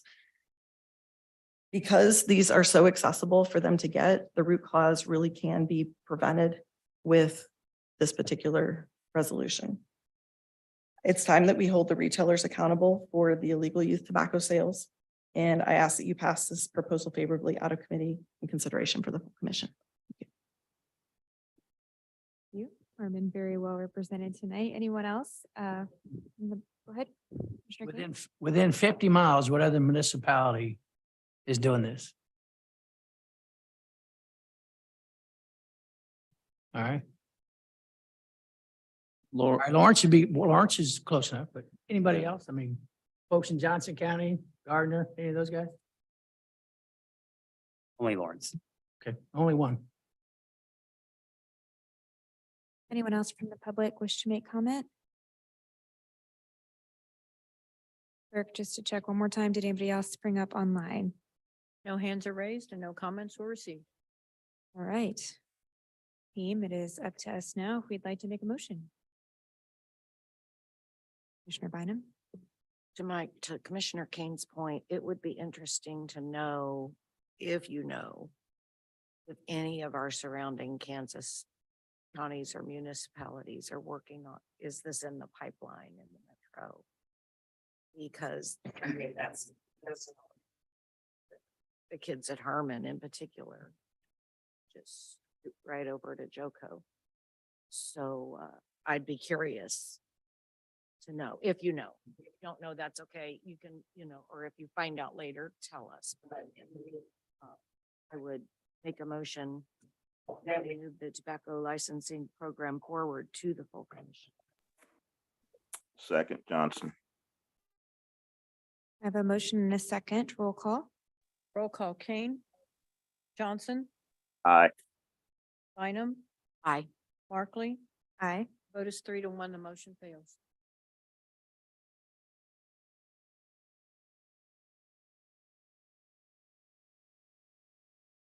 Commissioner Bynum. My question is for legal. I think I know the answer. But is there any opportunity for it to come forward again? This is Z Bishop with the Legal Department Commissioner. I need to look at the ordinance to see if we are able to bring this forward again with a fail on the standing committee vote. I honestly don't know the answer. And we may have been through this in the past with different things and I just don't know. Yeah, for the knowledge of those present in the public, we are short a commissioners night, and because our standing committees are very small to begin with, they're only half of our commission. We can't move it forward if it's not unanimous more or less tonight. Commissioner Kane? Want to hold it over till the other commissioner shows up? If you would like to make that motion, I would. I don't want to make that motion, but Well- if somebody wants to make that motion, that because Kristen's gone, I don't know what his opinion would be. I wouldn't want to do it without his opinion. Well, I appreciate that very much. If I could be guided legally on how to properly do that, since we've had a motion and a vote, can I just make a second motion? Commissioner, I believe that if Commissioner Kane made a motion to reconsider, that would be an opportunity to hold this over then for Commissioner Ramirez to be present. You're killing me. Council, since Commissioner Bynum made the motion, would she need to make a substitution? It's not a substitute motion. It would be a motion to reconsider. So Commissioner Kane would have to make the motion to reconsider because he was the no vote. Yeah, but all I'm And- saying is hold it over till next month. So when Kristen is here, 'cause he doesn't miss. Please hold. We're going to take a moment while we discuss the situation.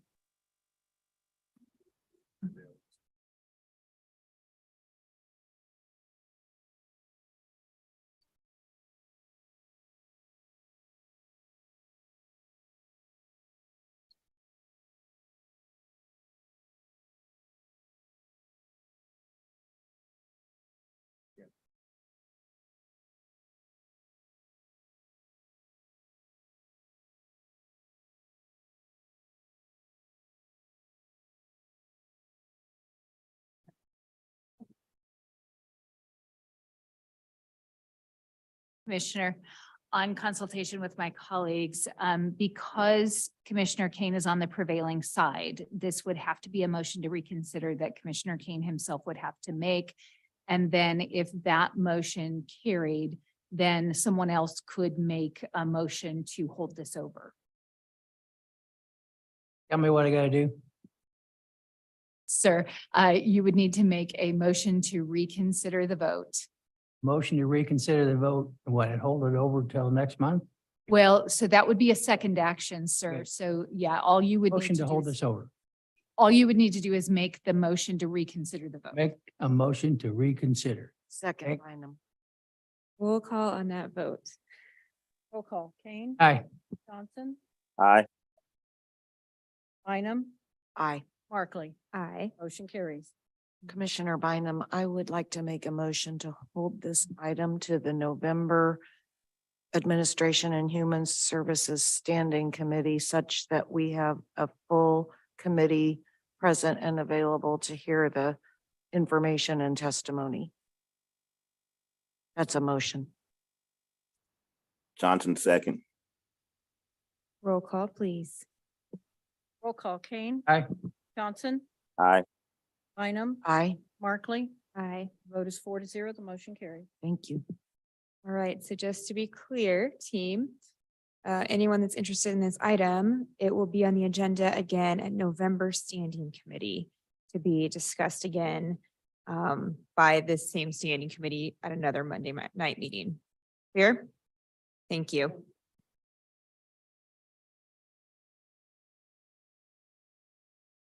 All right, our next item, item number 4, is a resolution for a transit grant that will manage the 7th Street Corridor Transit Project, which will be done in close cooperation with UG Transit and UG Public Works. Ms. Bush is here as our Director of Public Transportation to discuss. Welcome.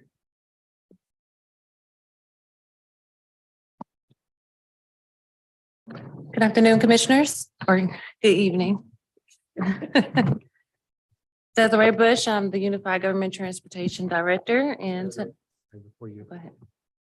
if I could, just as we get into these items, I just wanted to kind of set the stage a little bit. So there are three requests that are coming before you this evening that are related to utilizing the ARPA match funds that the commission set aside when it allocated the ARPA funding. So there, Debbie Johnson, our interim CFO, is here as well to answer any questions.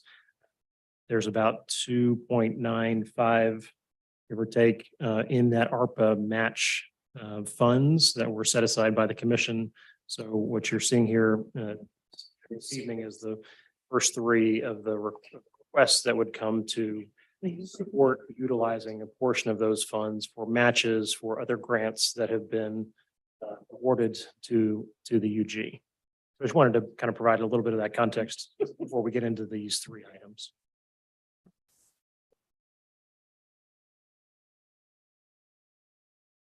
Thank you.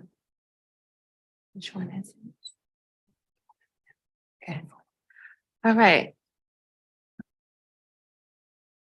Well, good evening, everyone. Again, Desiree Bush with the Unified Government Transportation Department. And to reiterate what Mr. House mentioned, we will request Unified Government ARPA funds for 3 projects. So in front of you, you have my PowerPoint presentation. And before I hop into the projects, I'd like to give you all an overview of our department. So we'll talk about all of our programs. So to give you a general overview, we do provide multimodal transit services such as Fitz Route, microtransit. Microtransit is more like a Uber-based service, a shared ride service, and I'll refer back to all of the programs within the next slide. We offer paratransit services for those who are disabled and seniors who are age 65 and older. And then lastly, we do provide transportation services in collaboration with Area Agency on Aging, delivering meals to our seniors within Wyandotte County area.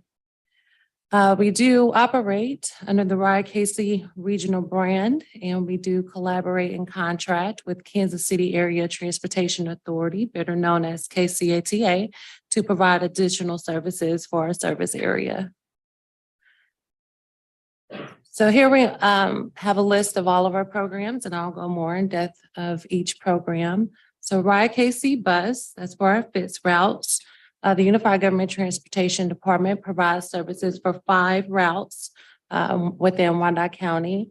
And as I mentioned earlier, we do collaborate with KCATA to provide services for 4 additional routes.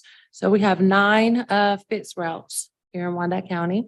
Then we have Ride KC Freedom. That's basically paratransit services to provide services for those who are disabled and our seniors who are age 65 years old and older. Also, KCATA provides paratransit, ADA, senior services on the weekends as well. It used to be called Ride, but now it's called Ride KC Freedom. We have Ride KC On Demand Microtransit. This is a shared ride service, and it's basically zoned for a specific radius area. Just today, we actually launched our Midtown Iris app for the public to download and reserve their rides. And we plan to open in 2 additional routes, and I'll go over those 2 routes here shortly. Then we have Ride KC Bike Share, electric bikes within the county. And right now they're stationed in the Rosedale area.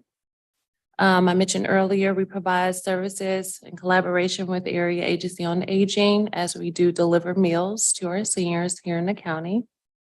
And then lastly, we have the WICO Health Link program. We do collaborate with the Unified Government Health Department to provide non-emergency transportation to non-participating clinics here within the county, such as the Shane Clinic, Swope Health West, Swope Health Wyandotte location, the Health Department, and Pharmacy of Grace.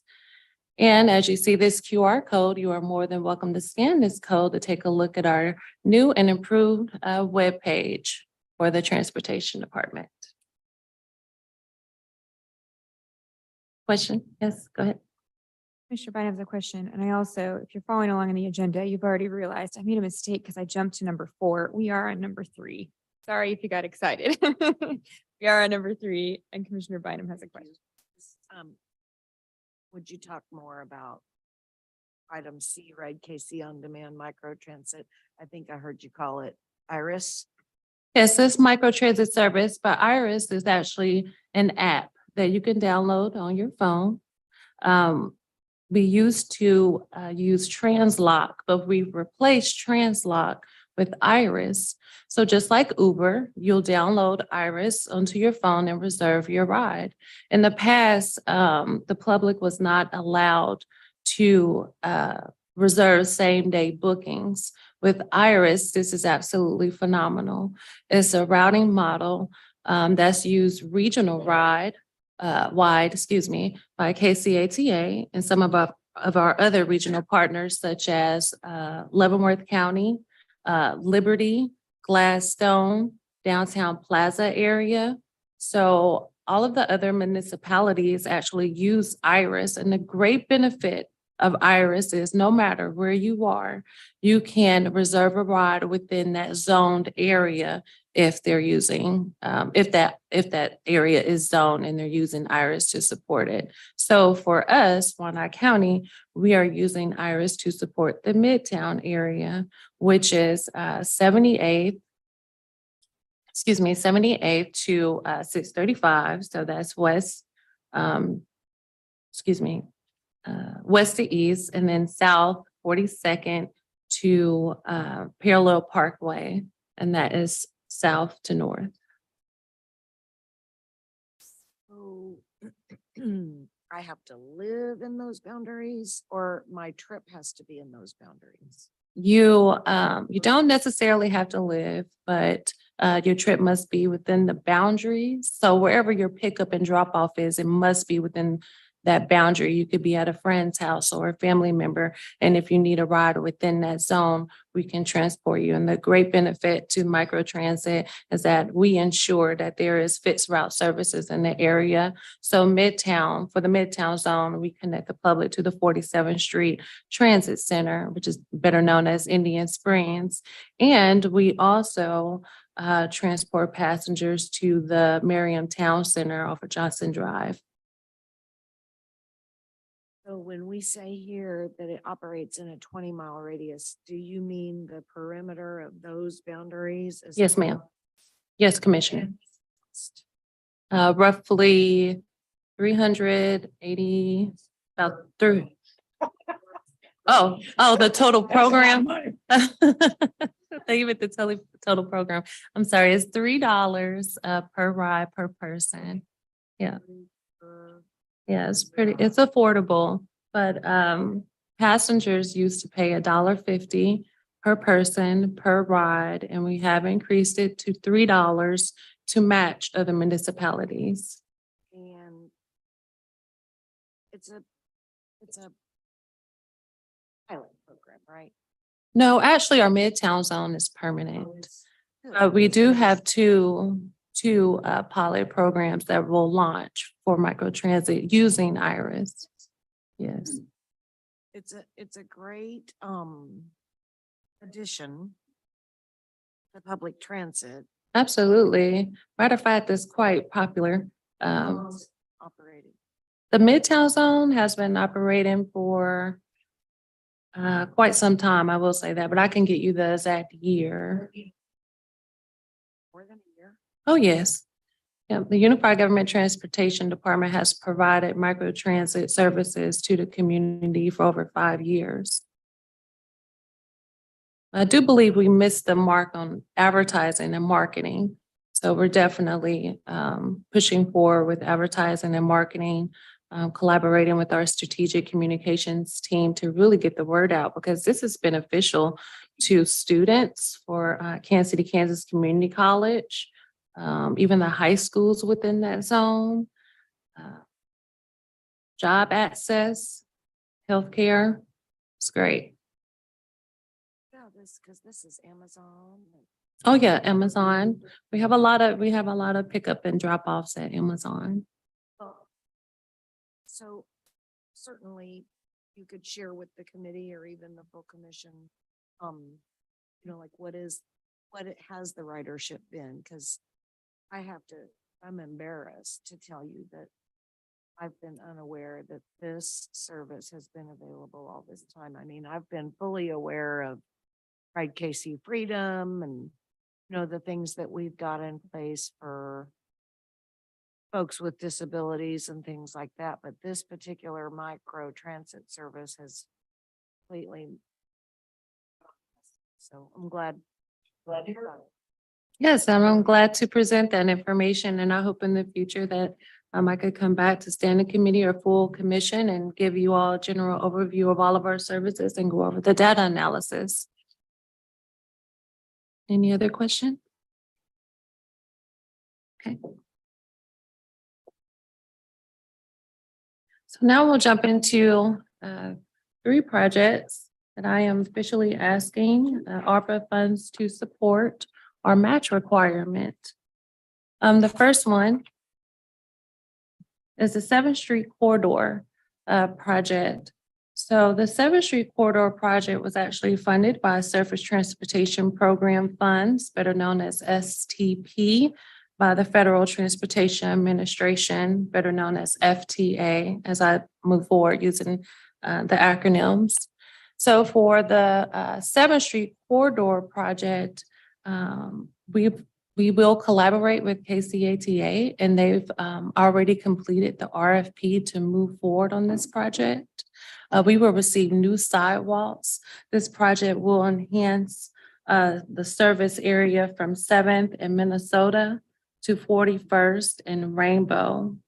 So this corridor area will actually receive transit-related amenities such as ADA compliant bus shelters, benches, sidewalks, traffic surveillance cameras, which will be located on 7th and Minnesota, and 3 kiosks. We've already been approved for grant funding of roughly $908,000. The match requirement, which is a 20% match, is $227,200, and the total project is roughly $1.1 million.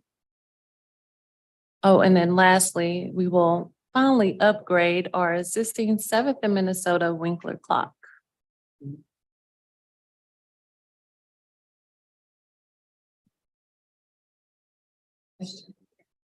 Do these need separate motions? That's what I just asked her. I believe so, since this set up. Commissioner, they do. We've got 3 separate resolutions in the 3 different packets, even though it's one presentation. Okay, but this is one of them, right? Correct. Yeah, there should be, there are separate resolutions for the 7th Street Corridor project, the Edwardsville project, and the State Avenue project, I believe is what you've got. We're going in order. We would start with the Edwardsville microtransit project. Okay. Sorry about that. So I can jump over to the Edwardsville project. Now you're killing. Okay, I'm gonna go with that. I just put them all within my PowerPoint.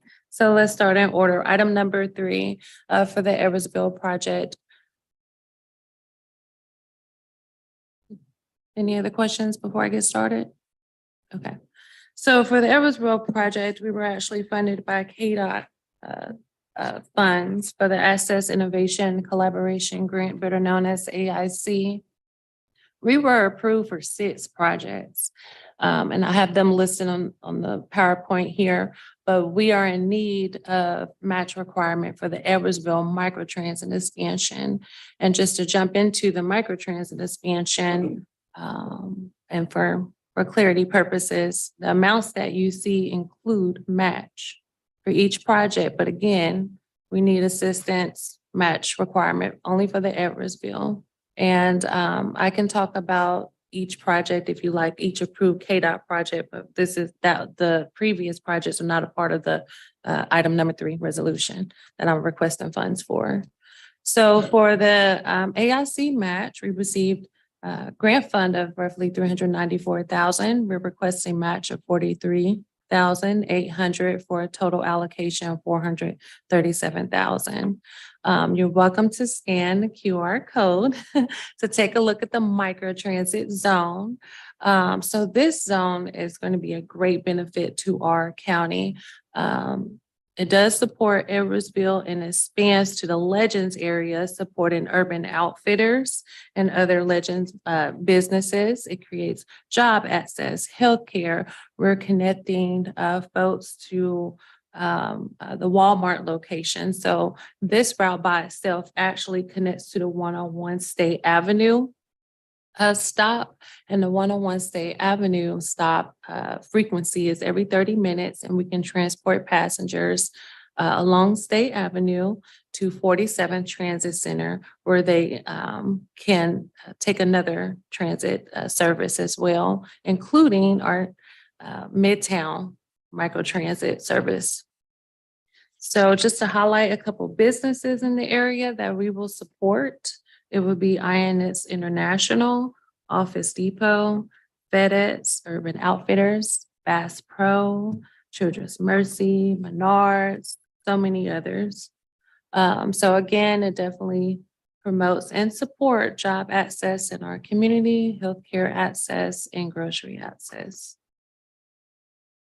Let's take this one at a time. Any questions specifically about Edwardsville?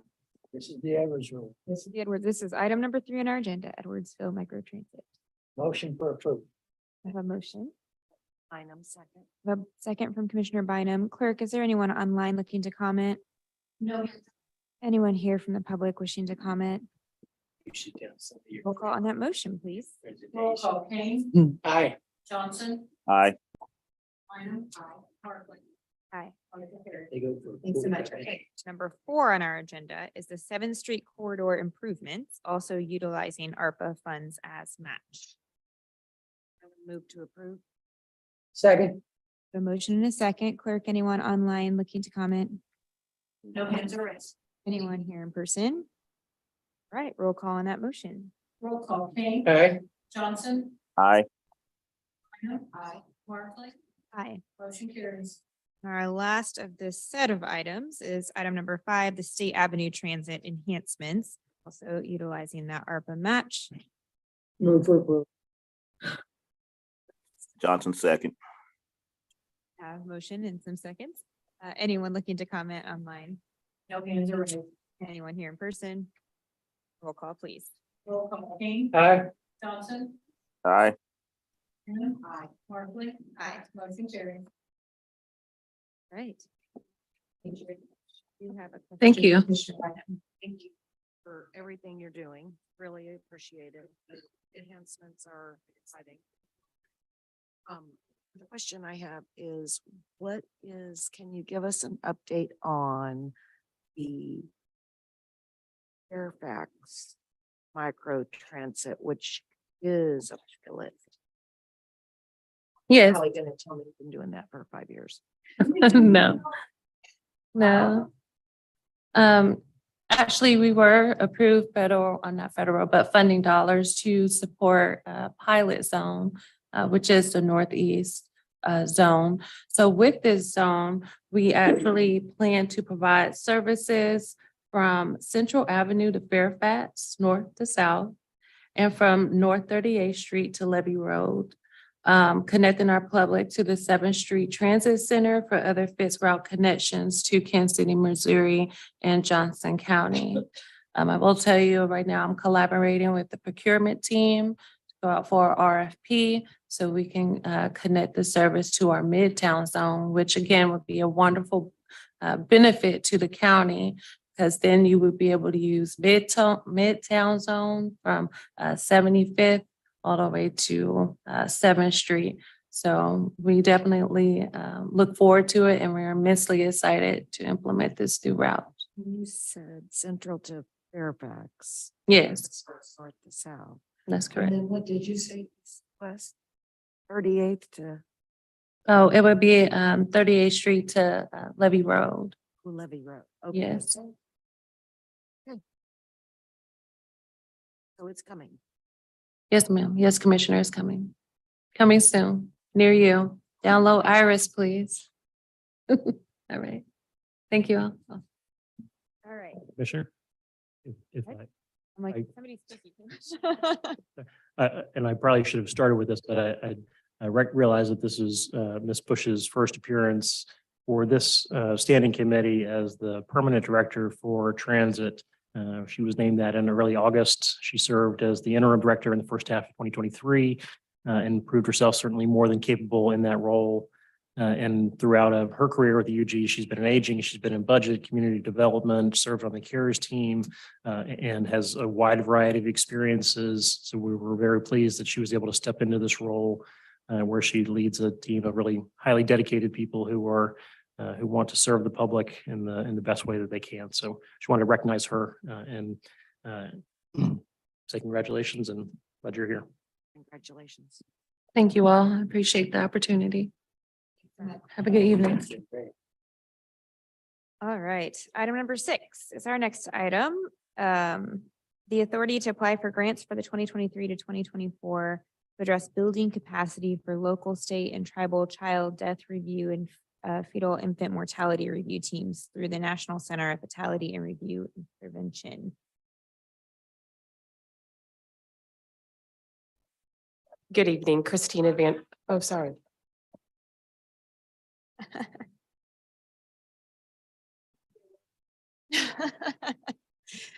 We want to welcome you to this table.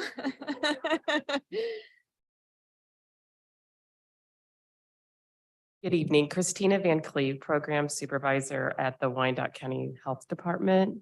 I manage the maternal child health grant, and under our maternal child health grant is one of our programs is the fetal infant mortality review.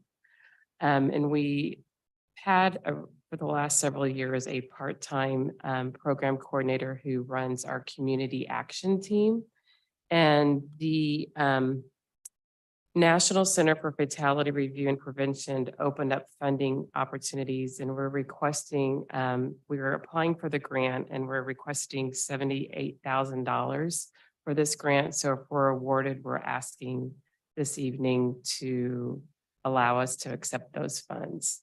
With the funds, we are wanting to utilize our impact through COVID.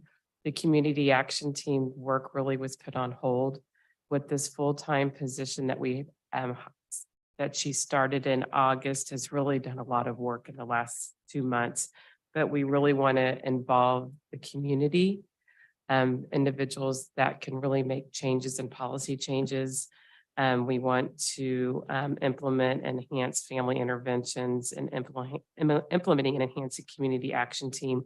And also part of the funding would be for some of her salary, because we are using some other funds outside of the grant to pay for her. So that's our request this evening. Any questions from the commission? Eric, anyone looking to comment online?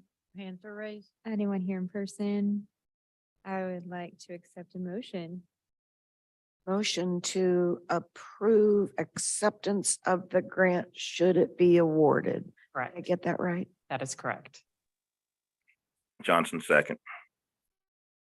All right, roll call, please. Roll call, Kane, Johnson, Aye. Bynum, Aye. Markley, Aye. motion carries. Thank you. Great. Our next and I believe last item is a request to apply for a grant for the Wyandotte County LEPP Local Environmental Protection Program Grant to address repairs and replacement of failing on-site wastewater systems and private water well testing. Welcome, team.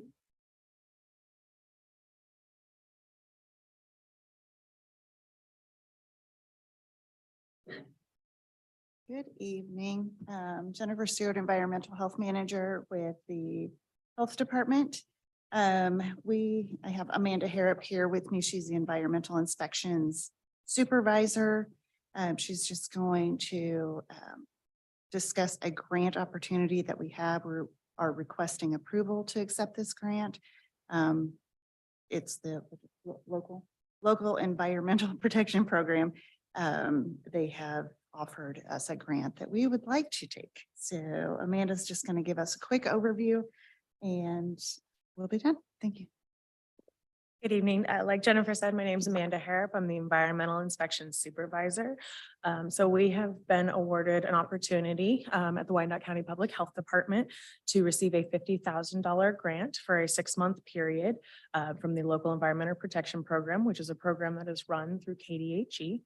What this grant will do is it will allow our lower income families to be able to apply and possibly qualify for assistance with repairing or replacing their on-site private wastewater management systems or septic systems. We also will have kits that will be available for anyone who has private well water for them to collect that sample. We will send it into KDHE to their lab and they will assess the quality of the drinking water from there. And the amount is in $50,000. I haven't said that already. And that is to be used from November 1st until June 30th of 2024. In which time, if we have not used all of that grant money, we are allowed to keep it to continue to use it for those two purposes. Questions from any commissioner? Clerk, anyone online? Hands are raised. I don't think anyone's left here in person other than us. Commissioners, I would accept a motion. Bynum, so moved. I have a motion and a second. Roll call, please. Roll call, Kane. Johnson, Aye. Bynum, Aye. Markley. Aye. Motion carried. Thanks so much. Thanks, ladies. That concludes our meeting this evening. I will mention, we've talked a lot about grants as a commission, and 5 out of 7 of our items tonight were either grants or grants requiring matching funds. So I think that just shows how much this team is focused on bringing grants to our government. So we appreciate that. All right, motion to adjourn will be entertained. Bynum, so moved. Johnson, second. I have a motion and second. Roll call, please. Roll call, Kane. Johnson, Aye. Bynum, Aye. Markley. Aye. Motion carries. Thank you. This meeting is adjourned. Good night.